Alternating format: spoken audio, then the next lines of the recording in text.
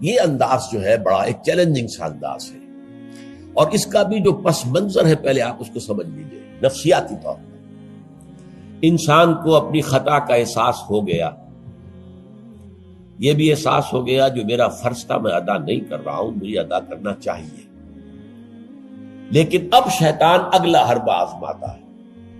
دیکھو ابھی فلاں کام پڑا ہے، ابھی فلاں کام ہے، ابھی بیٹیوں کے ہاتھ گیلے کرنے ہیں، ابھی یہ کرنا ہے، ابھی بچے تمہارے چھوٹے ہیں، ابھی تمہارے بیٹوں کی تعلیم کا مرحلہ ہے، میاں ہو جانا ٹھیک، بعد میں سارے تقاضے مطالبے پورے کر لینا، پہلے یہ ذمہ داریاں تو پوری کرو۔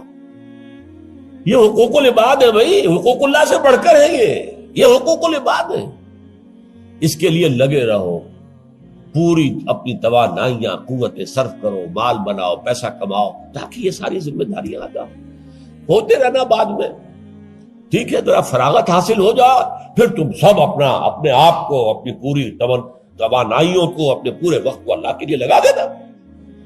یہ ہے تاخیر اور تعویق، اس کا حربہ شیطان کا، یہ سب سے بڑا۔ کر لیں گے بھائی، کر لیں گے، کوئی نہیں، ابھی ذرا جلدی نہیں، ابھی فلاں کام ہے، فلاں فرائض ہے، فلاں ذمہ داریاں ہیں، ذرا ان سے نمٹ لوں، پر اگر میں ریٹائر ہو جاؤں سروس سے تو پھر میں سارا اپنے آپ کو لگا دوں گا۔ وہ ریٹائرمنٹ کرتے ہیں اس وقت جب آپ کے اندر رہتا ہی کچھ نہیں، اگر آپ کے اندر کچھ رہ جائے تو وہ چھوڑیں گے آپ کو، وہ ساری توانائیاں تو گئی ہیں، اب تو آپ کھوکھلا ایک ڈھانچہ لیے پھر رہے ہیں، آپ کے اندر صلاحیت اور قوت کہاں ہے اب؟ لہذا یہ سارے دھوکے شیطان کے ہیں۔ اس میں ایک چیلنجنگ انداز میں علم یعنی وقت آیا نہیں ہے ابھی اہل ایمان کے لیے، کس چیز کا انتظار کر رہا ہے؟ جو جیسے ہی خیال ہو جائے کہ واقعی یہ فرض ہے، فوراً لبیک کہو۔ تم نے اگر کسی بھی پہلو سے تاخیر اور تعویق کا راستہ اختیار کیا تو یہ شیطان کے پھندے میں گرفتار ہونے کا وہ راستہ ہے اصل میں۔ وہ شیطان پھر چھوڑے گا نہیں، پھر وہ اسے آپ کو اپنے فطراک کا نخچیر بنا لے گا، اپنے تھیلے میں شکار کی حیثیت سے، جیسے کہ آپ تیتر بار کے تھیلے میں ڈال لیتے ہیں شکار کر کے، اس کے فطراک کے نخچیر بن کر رہ جاؤ گے، پھر آگے نکل نہیں سکو گے۔ یہ تاخیر اور تعویق جو ہے، یہی ہوا تھا غزوہ تبوک میں۔ حضرت کعب ابن مالک رضی اللہ تعالیٰ عنہ نے، وہ بھی ان 3 صحابہ میں سے تھے جو سچے صادق الایمان صحابہ تھے، لیکن غزوہ تبوک میں نہیں گئے۔ حضور نے واپس آ کے جو لوگ نہیں گئے تھے ان سے جواب طلبی کی،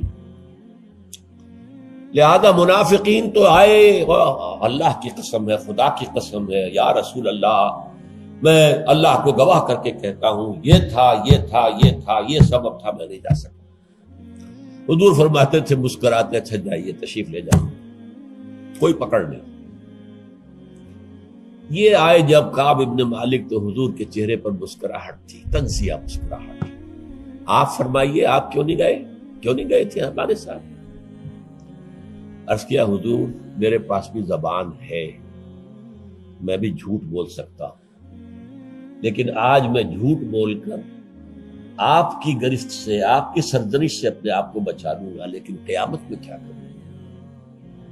خدا کی قسم جتنا صحت مند میں اس زمانے میں تھا اتنا صحت مند کبھی نہیں رہا، یعنی کوئی بیماری مجھے آج نہیں لاحق نہیں تھی، اور جتنا فارغ البال میں اس زمانے میں تھا، ہر چیز میرے پاس تھی، اتنا فارغ البال میں کبھی نہیں رہا۔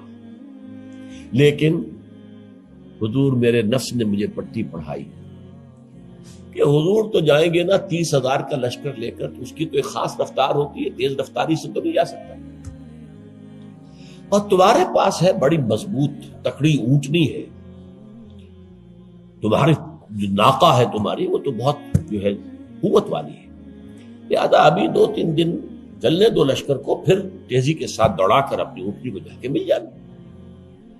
ہر روز صبح مجھے یہی نفس جو ہے پٹی پڑھاتا رہا کہ اچانک ایک دن میں نے محسوس کیا کہ اب تو چاہے میں کتنا ہی تیز دوڑ لوں آپ کے ساتھ نہیں مل سکتا، بس میں رہ گیا بیٹھ، اب جو صدا دوں۔ یہ ہے تاخیر و تعویق۔ انہیں سزا دی گئی، مقاطعہ، کوئی شخص اس سے بات نہ کرے۔ 3 صحابہ کا معاملہ ہے، یہ سورہ توبہ کے اندر تفصیل سے آیا ہے، اور صحیح بخاری کی طویل ترین احادیث میں سے پڑھنے کے قابل ہے کہ انہوں نے کیسے بیان کیا اپنے پورے معاملے کو۔ یہ نفس کیسے دھوکہ دیتا ہے؟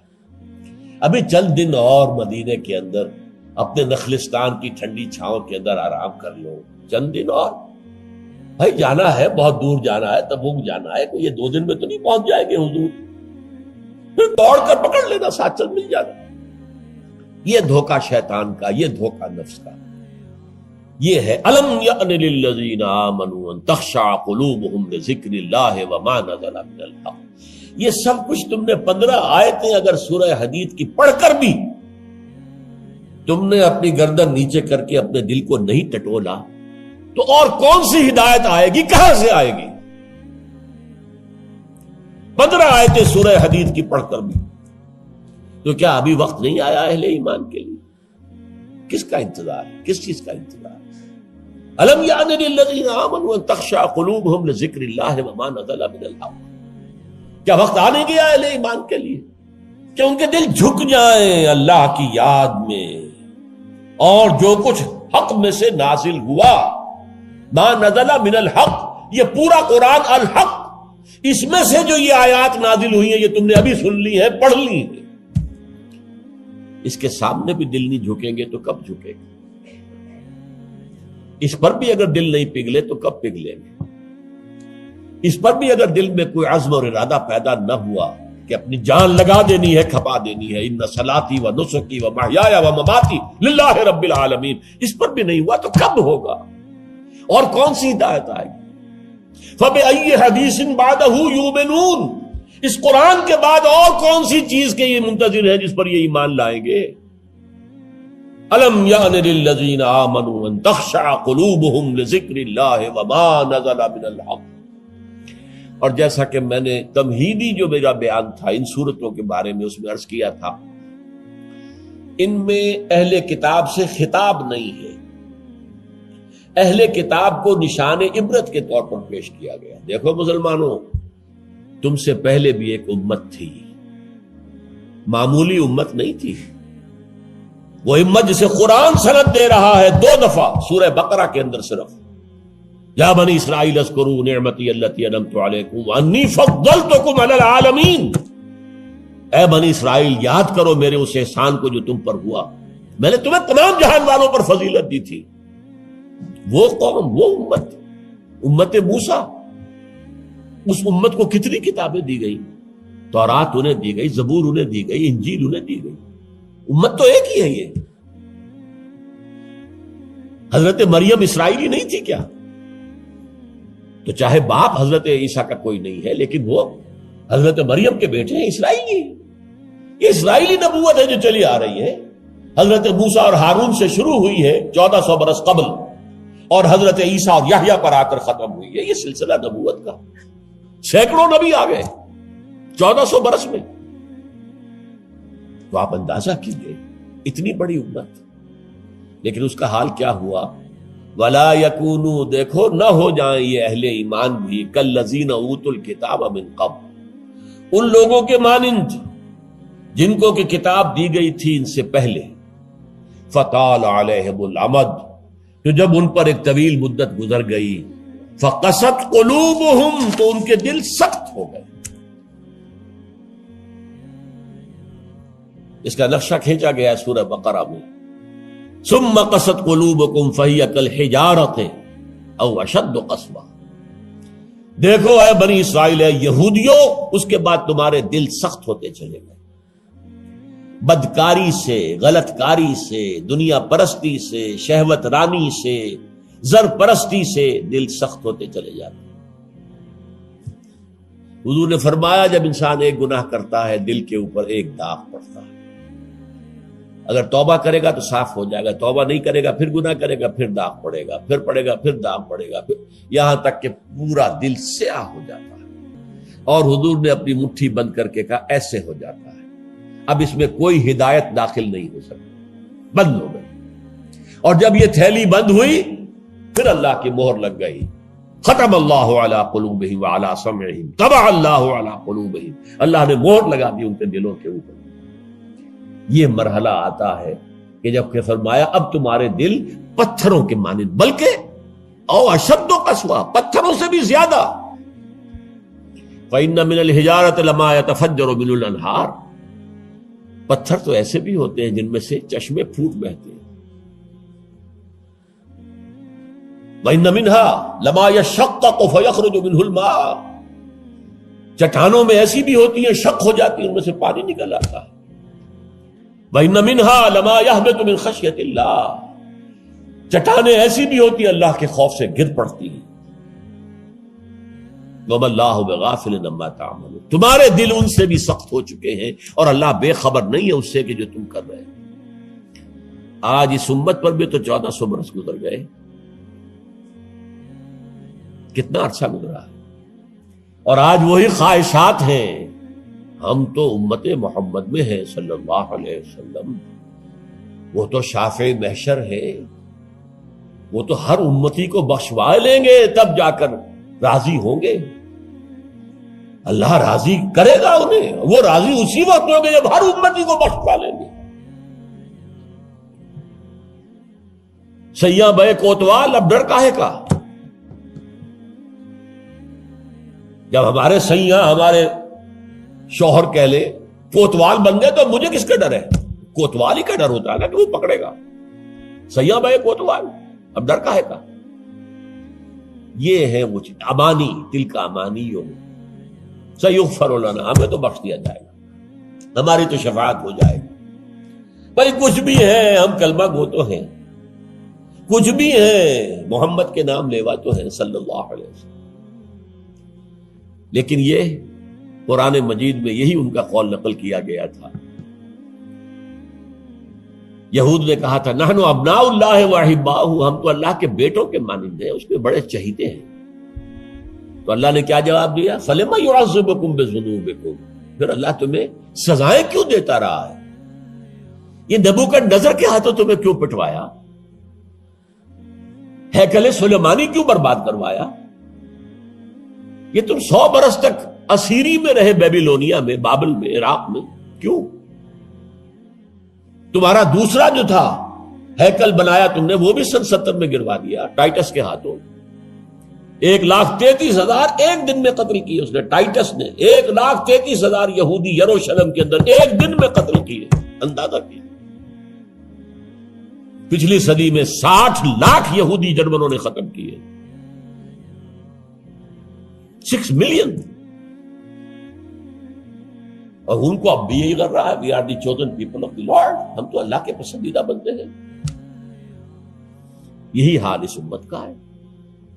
ہسپانیہ سے ایسے نکالے گئے کہ ایک بچہ تک نہیں بچا. تاتاریوں کے ہاتھوں کروڑ قتل ہوئے. یہ سب کچھ تمہارے ساتھ ہوا کہ نہیں؟ کروسیڈرز کے ہاتھوں تمہاری پٹائی کم ہوئی تھی؟ 88 برس تک بیت المقدس عیسائیوں کے قبضے میں رہا تھا کہ نہیں؟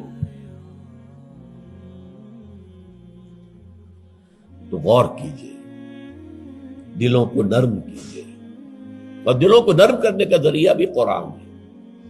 یا ایھا الناس قد جاءتکم موعظۃ من ربکم. موعظہ، واعظ کہتے ہیں اس کو جو دل کو نرم کرے، اس میں رقت پیدا کرے. رقیق کہتے ہیں پتلی شے کو، رقیق مادہ، رقیق مادہ. دل سخت ہو جائے اسے نرم کرنے کی ضرورت ہے. اس کے لیے واعظ بھی سب سے بڑا قرآن. الم یان للذین آمنوا ان تخشع قلوبهم لذکر اللہ وما نزل من الحق ولا یکونوا کالذین اوتوا الکتاب من قبل. تمہارے سامنے موجود ہے. فطال علیہم الامد، پھر ان پر ایک مدت جب گزر گئی، فقست قلوبهم، تو ان کے دل سخت ہو. البتہ یہاں ایک واقعہ میں اور عرض کر دوں. ایک دل کی سختی وہ تھی جو یہودیوں کی ہو گئی تھی، یا ہم میں سے بھی بہت سو کی ہو چکی ہے. لیکن ایک اور دل کی سختی بھی ہوتی ہے، وہ اپنے احساس کی شدت کی بنا پر. یہ معاملہ حضرت ابوبکر کے ساتھ پیش آیا رضی اللہ تعالی. ان کے عہد خلافت میں ایک وفد آیا باہر سے. انہیں جب قرآن کی آیات سنائی گئی تو ان کی آنکھوں سے آنسو بہ نکلے. حضرت ابوبکر نے فرمایا ہاکذا کنا حتی قست القلوب. ایسے ہی ہم بھی ہوتے تھے، قرآن سنتے ہی، قرآن پڑھتے ہوئے ہمارے آنکھوں سے آنسو جاری ہو جایا تھا، یہاں تک کہ ہمارے دل سخت ہو گئے. معاذ اللہ، معاذ اللہ، یہ شدت احساس ہے۔ یقیناً یہ ہوتا ہے جب آدمی عادی ہو جاتا ہے تو وہ کیفیت نہیں رہتی۔ میں نے اللہ کے فضل و کرم سے 6 حج کیے، لیکن جو کیفیت پہلے حج کی تھی وہ پھر کبھی نصیب نہیں ہوئی۔ ویسے بھی یہ تھا کہ اس وقت تک ابھی اتنا ہجوم نہیں تھا۔ سن 62، اب آج سمجھیے 42 برس گزر چکے، تو اس وقت کا اور تھا معاملہ۔ اب جو ہے وہ ہجوم جو ہے وہ اس میں کبھی انسان کو اپنے اندر جھانکنے کا، کہیں تنہائی میں بیٹھ کر یاد کرنے کا موقع نہیں ملتا، لیکن وہ تھا۔ لیکن ویسے بھی بات یہ ہے کہ ایک آدمی، اب جو لوگ وہاں رہتے ہیں مکے میں رہنے والے، ان میں سے اکثر کو ہم دیکھتے ہیں وہ خانہ کعبہ کا، اس اصل چوکور گھر کا بھی کوئی ادب نہیں کرتے۔ وہ تو ہر وقت ان کے نگاہوں کے سامنے عادی ہو گئے۔ تو ایک شکل یہ ہوتی ہے کہ جو ایک تعامل کثرت کے ساتھ جب ایک بات ہو رہی ہو تو پھر اس کی وہ تاثیر نہیں رہتی۔ تو فرمایا فقست قلوب، حضرت ابو بکر کا بھی وہ احساس کی شدت جو تھی، جیسے حضور نے فرمایا انہ لیغان علی قلبی، میرے دل پر بھی کبھی کبھی حجاب سا طاری ہو جاتا ہے۔ معاذ اللہ، کیسا حجاب؟ اب اس حجاب کے لفظ سے دھوکہ نہ کھا جائیے کہیں۔ ایک حجاب میرا اور آپ کا ہے، ایک حجاب محمد رسول اللہ صلی اللہ علیہ وسلم، کہ وہ جو اللہ کی طرف توجہ کی انٹینسٹی ہے، انٹینسٹی اس میں تھوڑی سی کمی بھی ہو گئی تو اسے آپ حجاب سے تعبیر کریں۔ ہمیں تو وہ کیفیت ہی میسر نہیں ہو سکتی، لیکن اس انٹینسٹی کے اندر، یہ لفظ انٹینسٹی انگریزی کا بار بار بول رہا ہوں، اس کی شدت، لیکن شدت کے لفظ کے اندر جو ہے وہ اتنا مفہوم نہیں آتا جتنا انٹینسٹی کے لفظ میں۔ وہ انٹینسٹی جو ہے اس میں ذرا سی کمی ہوئی، حضور پریشان ہو گئے۔ وَإِنَّهُ لَيُغَانُ عَلَىٰ قَلْبِي وَإِنِّي لَأَسْتَغْفِرُ اللَّهَ 70 مَرَّةً فِي كُلِّ يَوْمٍ، اور ہر روز میں 70 مرتبہ استغفار کرتا ہوں اللہ کی جناب۔ تو کیا آپ گناہ کرتے تھے؟ معاذ اللہ۔ یہ ذرا سی اس توجہ کی شدت میں، انٹینسٹی میں ذرا سی کمی ہوئی، اسے بھی آپ حجاب سے تعبیر کریں۔ تو یہی ہے مفہوم حضرت ابو بکر کے اس قول کا۔ لیکن ایک ہے قساوت قلبی، معصیت کی وجہ سے، دنیا پرستی کی وجہ سے، نفس پرستی کی وجہ سے، زر پرستی کی وجہ سے، شہرت پرستی کی وجہ سے، اقتدار پرستی کی وجہ سے، یہ پرستشیں جو ہے یہ جو دل کو سخت کرتی ہیں تو وہ پتھر اور چٹان سے زیادہ سخت ہو جاتا ہے۔ ثم قست قلوبکم فہی کالحجارۃ او اشد قسوۃ وان من الحجارۃ لما يتفجر منه الانہار وان منها لما يشقق فيخرج منه الماء وان منها لما يهبط من خشیۃ اللہ وما اللہ غافل عما تعملون وکثیر منهم فاسقون۔ اب ان میں سے اکثریت جو ہے وہ فاسقوں اور فاجروں پر مشتمل ہے۔ کیا یہی کیفیت آج کی مسلمان امت کی نہیں ہے؟ کیا عظیم اکثریت فساق و فجار پر مشتمل نہیں؟ کیا عظیم اکثریت حرام خور نہیں ہے؟ کیا عظیم اکثریت جھوٹی نہیں ہے؟ نفاق کی تینوں علامتیں، اذا حدث کذب وَإِذَا وَعَدَ أَخْلَفَ وَإِذَا اؤْتُمِنَ خَانَ۔ حضور نے فرمایا منافق کی 3 نشانیاں ہیں، جب بولے جھوٹ بولے، وعدہ کرے خلاف ورزی کرے، امین بنایا جائے، امانت رکھوائی جائے، خیانت کرے۔ یہ الفاظ ہیں بخاری شریف کے بھی اور مسلم شریف کے بھی، اور مسلم شریف میں اضافی الفاظ ہیں وَلَوْ صَامَ وَصَلَّى وَزَعَمَ أَنَّهُ مُسْلِمٌ۔ خواہ ایسا شخص روزہ رکھتا ہو، نماز پڑھتا ہو، اپنے آپ کو مسلمان سمجھتا ہو، لیکن منافق ہے۔ یہی جو میں نے شروع میں آج بات کہی تھی، ایک نفاق ہے شعوری، ایک غیر شعوری۔ وہ منافق سمجھتے تھے ہم عقل مند ہیں، یہ بے وقوف ہے۔ وَإِذَا قِيلَ لَهُمْ آمِنُوا كَمَا آمَنَ النَّاسُ قَالُوا أَنُؤْمِنُ كَمَا آمَنَ السُّفَهَاءُ۔ جب ان سے کہا جاتا بھلے لوگوں، جیسے اور لوگ ایمان لائے ویسے ایمان لاؤ، جیسے وہ اللہ کی پکار پر لبیک کہنے کو ہر وقت تیار رہتے ہیں، کہتے ہیں ہم ان بے وقوفوں کی طرح ایمان لائیں۔ یہ تو پاگل ہیں، بے وقوف ہیں، فینیٹکس ہیں۔ فنڈامنٹلسٹ ہے، ایکسٹریمسٹ ہے. ہم تو ماڈریٹ اور بڑا روشن خیال اسلام جو ہے اس کے قائل ہیں. جب ان سے کہتا تھا فساد مت مچاؤ، کہتے تھے ہم تو مسلم ہیں بھائی، ہم تو چاہتے ہیں صلح. یہ محمد ہے صلی اللہ علیہ وسلم جنہوں نے اب یہ جنگ کا بازار گرم کر دیا. کیا ضرورت تھی؟ مکے میں 13 برس تبلیغ کرتے رہے، کوئی ہاتھ نہیں اٹھایا، یہی پروسیس جاری رہتا. خامخواہ یہ جنگ کا سلسلہ شروع کر دیا، کیا فائدہ؟ یہ بھی کہا جا سکتا ہے جس دشمن کو گڑ دے کر مارا جا سکتا ہے اسے زہر کا تو دینا ہے. بھائی تمہاری تعلیم اتنی اعلیٰ ہے، اتنی عمدہ ہے، فطرت کے مطابق ہے، پھیلاؤ. لیکن محمد کی سنت کچھ اور ہے، اسوہ محمد ہی کچھ اور ہے صلی اللہ علیہ وسلم. اس کے لیے منہج انقلاب نبوی میری کتاب کا مطالعہ کیا، تب پتہ چلے گا انقلاب کسے کہتے ہیں. اور یہ رسول انقلاب تھے صلی اللہ علیہ وسلم.